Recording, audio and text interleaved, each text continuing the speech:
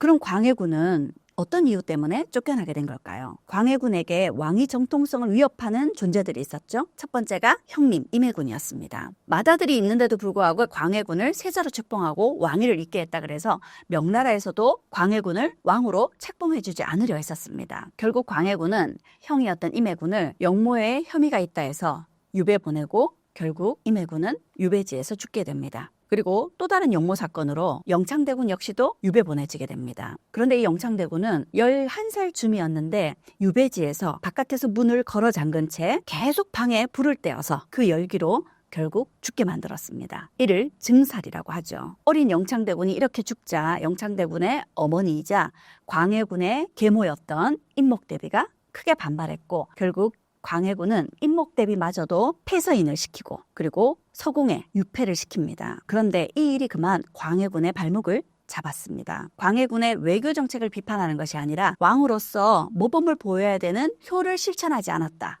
해서 어머니를 궁궐에 유폐시키고 동생을 죽였다라는 폐모살제의 명분으로 광해군을 쫓아내게 되죠. 폐모살제의 명분은 서인들에게 광해를 쫓아내게 만든 명분이 되었습니다. 하지만 그 밖에도 백성들의 지지를 받던 광해군이 민심을 잃게 되는 잘못을 저지르게 되죠. 광해군은 왕위 정통성이 약했기 때문에 영모 사건에 굉장히 민감해졌습니다. 형 임해군과 그리고 동생 영창대군의 문제도 그러했지만 크고 작은 영모 사건이 일어날 때마다 왕이 몸소 침국을 합니다. 그렇게 그는 영모 사건에 예민해지고 그럴수록 점점 기질이 난폭해지는 그런 모습을 보이게 되죠. 왕위 정통성이 부족했던 광해군은 자신의 왕권을 강화시키고자 궁궐을 짓기 시작합니다. 임진왜란 때 경복궁을 비롯하여 창덕궁, 창경궁 이런 궁궐들이 다 불에 타버렸죠. 경복궁은 피해가 너무나 컸고요. 창덕궁과 창경궁은 피해를 복구하긴 했지만 피해가 복구되는 동안 선조가 거처할 궁궐이 없었습니다. 그래서 선조는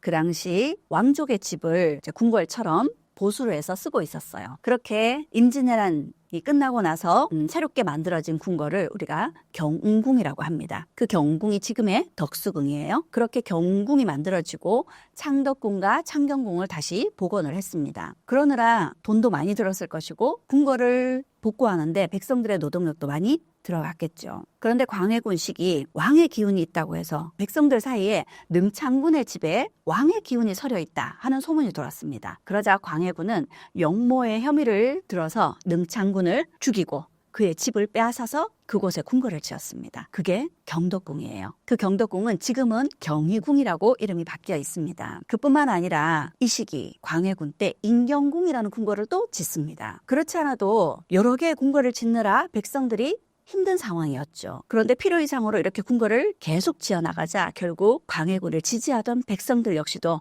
광해군에게 등을 돌리게 되었죠. 결국 광해군은 서인들이 일으킨 인조 반정으로 쫓겨나게 되죠. 쫓겨난 광해군 죽임을 당하지는 않았습니다.